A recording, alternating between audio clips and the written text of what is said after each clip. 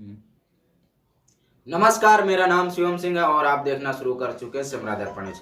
बात करते हैं आज एक ऐसे अहम खास मुद्दे पे कि शायद आपने कभी कल्पना तक नहीं किया होगा कि ऐसा भी हमारे समाज में हो रहा है।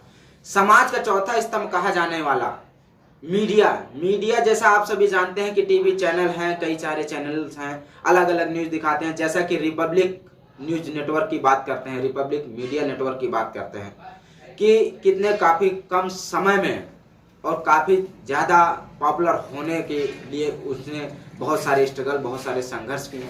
आपको बता दें कि सुशांत सिंह राजपूत मामले में रिपब्लिक मीडिया नेटवर्क ने एक ऐसी छानबीन, एक ऐसी खोज निकाली थी कि जिससे सुशांत सिंह राजपूत को न्याय मिल सके। लेकिन आखिर क्यों नहीं हुआ ऐसा क्या हुआ जो कि महाराष्ट्र सरकार ने हाथ धोकर अर्णव गोस्वामी, जो कि editor in chief Republic media network के हैं, क्या हुआ कि उनके पीछे पड़े। बात करते हैं आखिर मामला क्या है कि उनको जो कल सुबह 7 बजे उनके आवास से, उनके घर से पुलिस बिना सम्मन, बिना नोटिस दिए उनको गिरफ्तार करके ले जाती है। क्यों, आखिर मामला क्या है, और थोड़ा सा प्रकाश उस पर डालेंगे कि वही अर्णव गोस्वामी है जो बोलता था तो पूरी दुनिया सुनती थी। वही अर्णव गोस्वामी है जो सुशांत सिंह राजपूत मामले में बिल्कुल तह तक और यहां तक कि महाराष्ट्र सरकार की खाल उधेड़ दी थी।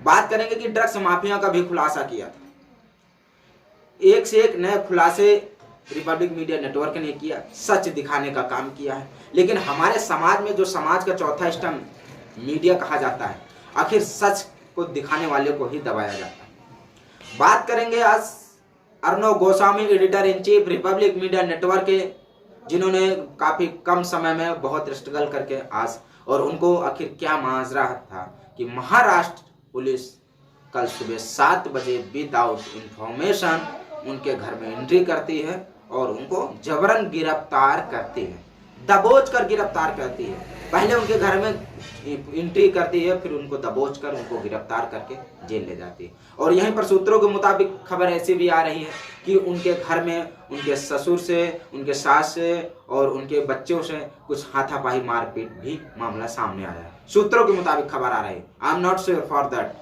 लेकिन सूत्रों के मुताबिक खबर आ रही है। तो बात करते हैं कि आखिर किस मामले में अर्णव गोस्वामी को गिरफ्तार किया गया। अर्णव गोस्वामी जी को मुंबई की जो गुंडा पुलिस ने घर में घुसकर जबरन गिरफ्तार किया। जानकारी आपको बता दें कि उनकी गिरफ्तारी 2018 के एक बंद पड़े केस को दोबारा खोला गया है। 2018 का एक केस था जो कि काफी बंद हो चुका था, सुसाइड हुआ था, आत्महत्या किया था सुसाइड नोट लिखकर, जो कि इंटीरियर डिजाइनर था। तो 2018 का जो केस बंद पड़ा था, एक्चुअल उसमें क्या हुआ कि फिर से केस खोलकर और उस केस में अर्णव गोस्वामी को गिरफ्तार किया गया। बात करेंगे जैसा कि सूत्रों के मुताबिक खबर आ रही है, जैसा कि कई सारे चैनलों और लाइव टीवी वालों ने भी दिखाया अभी, कि जो इंटीरियर डिजाइनर था वो अर्णव गोस्वामी का जो स्टूडियो था उस पे उन्होंने इंटीरियर डिजाइनर का काम किया। उसका कुछ पेमेंट बकाया था, लगभग 2 करोड़ रुपए तक 2 करोड़ रुपए तक पेमेंट बकाया। और जब पेमेंट के लिए अर्णव गोस्वामी से उन्होंने बातचीत की, क्या हुआ उन दोनों के बीच में, I don't know about that कि in that time what happened between both. तो आखिर लास्ट में उस आर्किटेक्ट इंजीनियर ने एक सुसाइड नोट लिखा, जिस सुसाइड नोट में जिस सुसाइड नोट में अर्णव गोस्वामी का नाम लिखा और उसमें साफ साफ बतौर अर्णव गोस्वामी को दर्शाया गया। उसी मामले में महाराष्ट्र पुलिस ने 2018 का बंद पड़ा केस और आज फिर से ओपन किया और उसमें अर्णव गोस्वामी को गिरफ्तार किया। जबकि बता दें, ये महाराष्ट्र सरकार की नौकरशाही कहें या अफसरशाही में, जिसमें शिव सैनिक के सभी जो कार्यकर्ता थे वो भी महाराष्ट्र सरकार और आम जनता का दमखम घुट रहा है। ना कि कोरोना से राहत, ना कि सुशांत को इंसाफ, ना कि पालघर संतों को इंसाफ, ना बारिश में पानी भरी सड़कों से राहत। आखिर क्यों महाराष्ट्र सरकार जो काम करना चाहिए, आखिर आपने सुना होगा कि पालघर में, महाराष्ट्र के पालघर में कुछ संतों के कुछ दिन पहले पीट कर हत्या कर दी गई। क्यों महाराष्ट्र सरकार उस पर क्यों चुप? कोरोना काल जैसे महामारी में लोगों के लिए राहत पैकेज क्यों नहीं दिया गया? जो सड़कों पर बारिश में पानी भर जाता है, महाराष्ट्र सरकार काम पे क्यों नहीं ध्यान दे रही? और यहीं पर कुछ दिन पहले आप लोग देखे होंगे कि अर्नब गोस्वामी को टीआरपी के मामले में भी बहुत सारी नोटिसें दी गई, बहुत सारे ब्लेम लगाए गए, लेकिन वो सारे ब्लेम धरातल पर शून्य हो गए, बल्कि खुद इंडिया टीवी आ गई उस दायरे में। तो आखिर आज जो समाज का चौथा स्तंभ मीडिया, पत्रकार जगत, आखिर हर एक जगह पत्रकारों की जरूरत पड़ती है। अगर आपको कोई पुलिस प्रशासन परेशान कर रहा है, आपकी सुनवाई हो रही, तब भी आपको पत्रकार की जरूरत पड़ेगी। आपका कहीं पे काम नहीं हो रहा या आपके सरकारी गवर्नमेंट एम्प्लॉय आपसे रिश्वत मांग रहे हैं, तब पर भी आपको पत्रकार की जरूरत पड़ेगी। पॉपुलर होना है आपको अपना एडवर्टाइज या विज्ञापन कराना है, तब भी आपको पत्रकार की जरूरत पड़ेगी। तो आखिर जो समाज में चौथा स्तंभ पत्रकार जगत, मीडिया नेटवर्क है, आखिर उस मीडिया नेटवर्क के लिए क्यों आज हमारे भारत में, हमारे समाज में सबकी आंखों पे पट्टी बंधी है? क्यों नहीं निकल कर आगे आ रहे हैं और पत्रकारिता जगत की आवाज को एक बुलंद बनाएं? कि आखिर आज हमारे साथ कुछ पत्रकारों के पहले भी सुने होंगे कि दिन दहाड़े उनको गोली मारकर हत्या कर दी जाती।